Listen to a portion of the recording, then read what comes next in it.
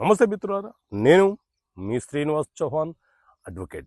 మిత్రులారా, ఏదైనా ఒక న్యాయస్థానము ఒక తీర్పుని వెలువరించిన తర్వాత ఆ తీర్పులో కొన్ని అంశాలు పునరాలోచన చేయమని చెప్పి రివ్యూ పిటిషన్ వేయడానికి అవకాశం ఉంటుందా? సో మిత్రులారా, మన దేశంలో సివిల్ వివాదాల పరిష్కారం కోసం సిపిసి అనే సివిల్ ప్రొసీజర్ కోడ్ చట్టం బ్రిటిష్ కాలం నుంచి అమల్లోకి వచ్చింది.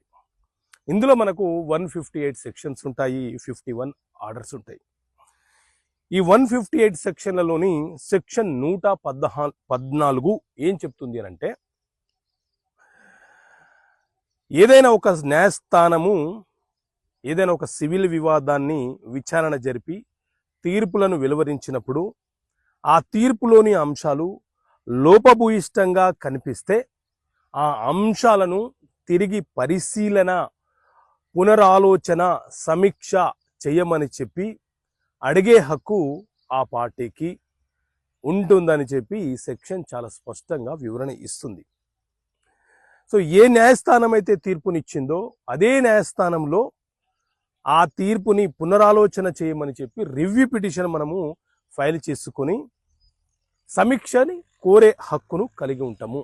అయితే ఇక్కడ గుర్తుపెట్టుకోవాల్సిన అంశం ఏంటి అని అంటే, ఆ తీర్పుని పునరాలోచన చేయమని, సమీక్ష నిర్వహించమని ఎప్పుడైతే రివ్యూ పిటిషన్ ఫైల్ చేస్తామో ఆ సందర్భంలో మనము ఆ తీర్పు మీద అప్పీల్ చేసుకోకూడదు, అప్పీల్ చేసుకునే వెసులుబాటు ఉండదు. ఎందుకంటే రివ్యూ పిటిషను రిజర్వ్లో ఉంది కాబట్టి. ఆ తర్వాత రివిజన్ పిటిషన్లో కూడా మనం సంతృప్తి చెందకపోతేనే తిరిగి మనము అప్పీల్ చేసుకోవడానికి ముందుకెళ్ళాలి. ఓకే మిత్రులారా, థ్యాంక్ యూ. జై హింద్.